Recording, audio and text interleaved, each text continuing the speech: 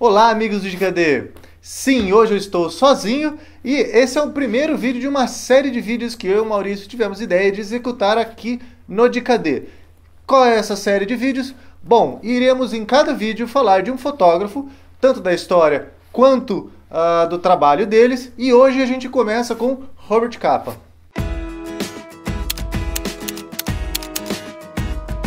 Para quem nunca ouviu falar, Robert Capa é um dos fotojornalistas mais importantes e provavelmente o mais importante fotojornalista de guerra, certo? Robert Capa não é o nome real dele, então muita gente já fala assim, é o certo falar Robert Capa. Não, está errado, porque na verdade ele é húngaro e o nome dele é Endre Friedman, e tem o nome do meio que eu não consigo pronunciar, então vai Endre Friedman apenas. Endre Friedman nasceu em 1913 na Hungria e lá pelos 17 anos teve que sair da Hungria e ir para a Alemanha. E na Alemanha ele começou a estudar ciência política. Só que digamos que ele foi por uma época ruim para a Alemanha, que logo em seguida começou o nazismo. Ele tinha uma descendência judaica, então se viu obrigado a sair da Alemanha, mais uma vez sair do país onde ele estava, e aí ele foi para França. Na França a vida dele vai mudar, que é onde ele vai conhecer a alemã Gerda Taro, mas na verdade o nome também dela não é Gerda Taro, era isso daí que está escrito, ok? Infelizmente eu não sei pronunciar o nome dela, mas basicamente eles se conheceram, começaram a fotografar, né? Ele ensinou ela a fotografar, na verdade, e ela teve a ideia de inventar um codinome, um pseudônimo aí, para que os dois divulgassem as fotos deles. Então eles faziam as fotos e divulgavam sobre um nome, um apelido que ela inventou, que é Robert Capa. E Capa, na verdade, era um dos apelidos de Endre Friedman na Hungria, tá? E pelo que eu pesquisei, se pronuncia mesmo Capa. Esse pseudônimo não durou muito, que logo descobriram quem eram os fotógrafos que estavam por trás de Robert Capa, mas aí ele decidiu utilizar esse nome e que eu não sei pronunciar, adotou outro nome, Gerda Taro, para ela. Os dois começaram em 1936 a fotografar guerra, na Guerra Civil Espanhola, fizeram várias viagens para a Espanha para fotografar a Guerra Civil Espanhola. Infelizmente, um trágico acidente aconteceu. No ano que eles começaram a fotografar na Espanha, a Gerda Taro veio a falecer. Aparentemente ela estava num caminhão onde tinha vários acidentados, vários enfermos, soldados enfermos. Ela subiu em cima do caminhão e o caminhão foi atropelado por um tanque. Pelo menos esse é um dos relatos que se conta, e ela morreu. Ela veio a falecer. Se eu não me engano, foi em julho de 36. Em 36 foi quando Robert Capa estourou, ou seja, alguns meses depois do falecimento da companheira dele. Vocês já devem ter visto essa foto. A foto, muita gente chama como a morte de um miliciano ou The Loyalist Soldier Death. É uma foto que ficou muito conhecida na época.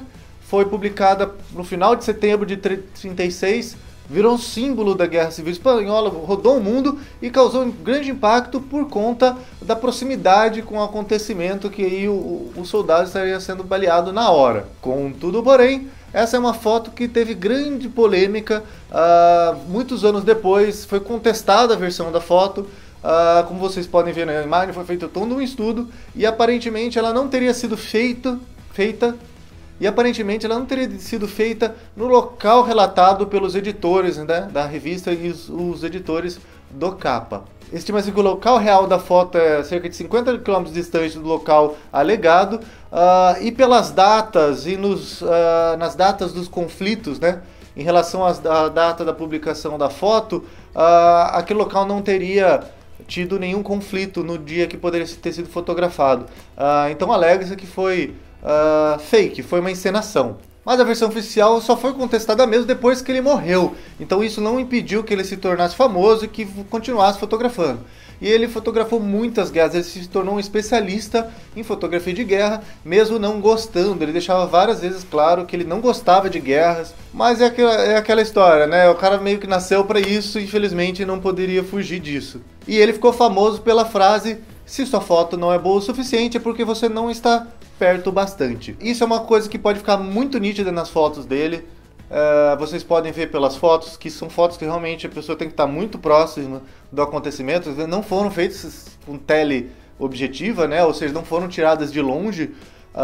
Tem algumas até que são um pouco graniocular ou uma lente normal. Ele foi conhecido também por fotografar a Segunda Guerra Mundial. E a foto mais famosa dele, e é a foto que eu mais gosto dele, é o último homem a morrer, The Last Man to Die.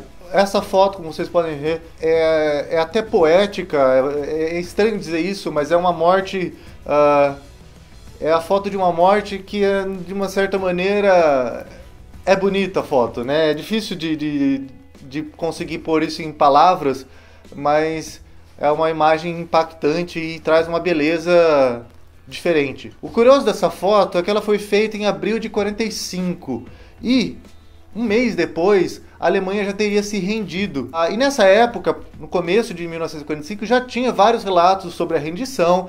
A Alemanha e seus aliados estavam bastante debilitados, já tinham recuado bastante, então já se falava entre os soldados, isso é um relato do próprio Capa, sobre uma possível rendição.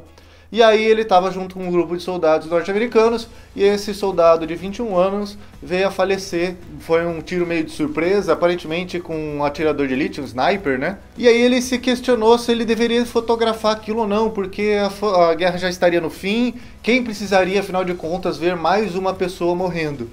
E aí naquele debate pessoal, né, naquele dilema pessoal, ele resolve fotografar e faz essa foto que, para mim, é a melhor foto que ele fez na carreira dele. Toda a composição, a própria arquitetura do espaço, o reflexo do sangue, é uma composição espetacular.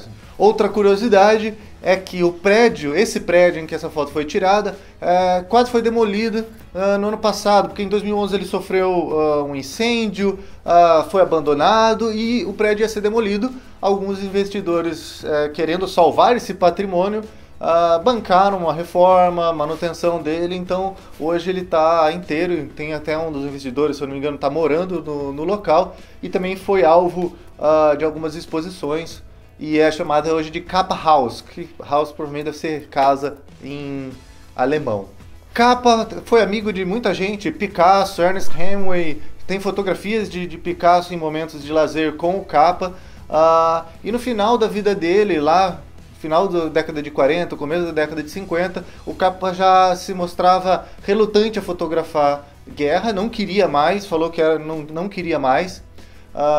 Ele entrou para a agência Magnum, na verdade ele foi um cofundador da Magnum, junto com Cartier-Bresson e outros fotógrafos, uma agência inclusive que o Sebastião Salgado depois entra e depois é expulso, mas isso é assunto para outro vídeo. Ele funda, junto com outros fotógrafos, a agência Magnum, que era uma agência cooperativa de jornalismo, inclusive de fotojornalismo, inclusive foi pioneira nesse esquema de trabalho. E aí em 1953, se eu não me engano, mais ou menos pelo meio da década de 50, ele estava no Japão por conta de uma exposição coproduzida pela Magnum, e aí a Life decide pedir para que ele fizesse algumas fotos da Primeira Guerra da Indochina, que é a guerra da França contra alguns países asiáticos, né? Era a chamada Indochina Francesa. Se eu não me engano, o Vietnã fazia parte, e já que ele estava na Ásia, pediram para ele começar a fotografar. Ele estava relutante, resolveu fazer, e isso selou o destino dele, porque foi cobrindo a guerra da Indochina que ele veio a falecer. Ele pisou numa mina terrestre e infelizmente morreu na hora.